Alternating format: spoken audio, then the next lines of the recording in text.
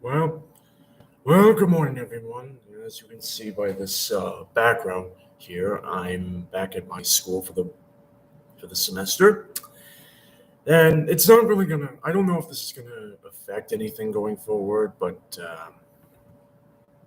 I mean, I don't do much videos on YouTube, so yeah, that kind. But this is not what I'm talking about. Recently, I've made some discoveries looking at cover previews for Marvel's Amazing Spider-Man. Uh, I guess it all started last night when I was searching Amazing Spider-Man, looking for to see if anything changed, and I happened to come across this new article for the Dark Web comics coming in January, and I came across the Mary Jane and Black Cats one, and apparently they've stated that MJ has powers now. Yep, pretty much has powers now. And yet, that recently got me to consider some things I've been talking about in the past, and I came to a conclusion that MJ could be a mutant now. I mean, think about this for a second. She's involved with the mutants at Krakoga for their medical medicine for her aunt, and and she was the victim of Maria McTaggart's plot, to infiltrate it. They rescued her at the end. They rescued her at the end, so no problem with that. But don't you think it's a bit weird that MJ would all of a sudden be supporting mutants in their quest? I mean, it doesn't really make sense. I mean, to be fair, it doesn't really make sense because she was a damsel in distress in the Hellfire Gala. But yet, there's there might be something else going on here. And in the last video, I said that MJ might be unknowingly working for Mephisto. But no, but she might still be, but I don't know yet. But that got to be considered something. What if Mary Jane died in that explosion 6 months ago? I mean, the whole volume is centered around something that Peter was did, and he might have accidentally killed Mary Jane,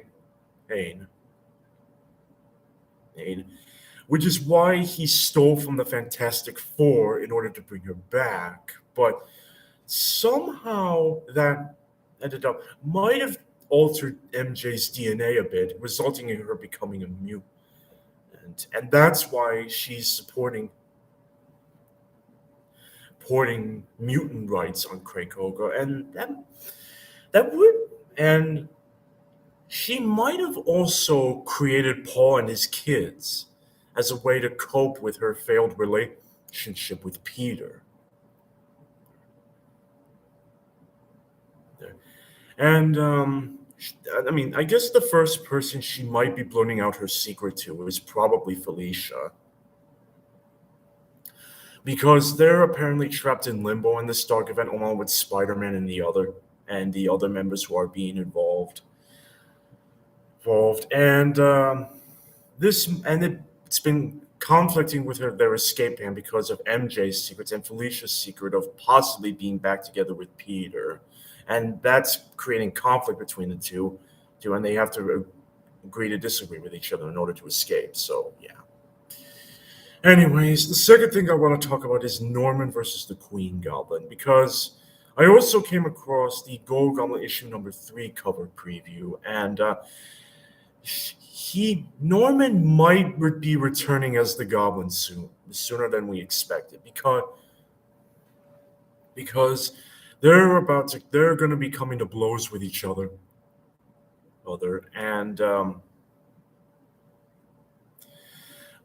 he might be getting his sins back, because if you read the Beyond saga, you know that Queen Goblin is actually Dr. Ashley Kafka, or a clone of her. I mean, I think they explained that she wasn't really the real Kafka, but Yeah, I mean, if you look at the cover preview for issue number 11 of Amazing Spider-Man, you can see the Queen Goblin's arm grabbing the Hobgoblin's mask, which indicates he's going to be involved in Norman's tragedy in issue number 13, and that's why he ends up becoming the Gold Goblin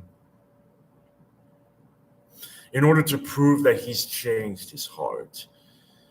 But recently in issue number 10, and the darkness inside Norman's heart was hinted at which might indicate he might become corrupted by his sins sooner or later, since there's this big whole Projector Judgment Day, and surprisingly, Spider-Man actually passed. I didn't expect him to pass because of the what he did 6 months ago, and he's been kind of hmm, moody too lately. But yeah, for some reason he passed, and it gave him the chance to say goodbye to the real Gwen Stacy. And shortly thereafter, Norman was also being judged by a vision of Gwen Stacy 2, which might indicate that he failed the test. Not that it matters anyway, because even though the end of the world happened in Judgment Day, it probably doesn't matter that much. Regardless, based on the covers that I've seen, I think it's safe to assume that Norman might be returning to the Green Goblin's room. And yeah. Well, those are my thoughts on what's been going on. What do you think?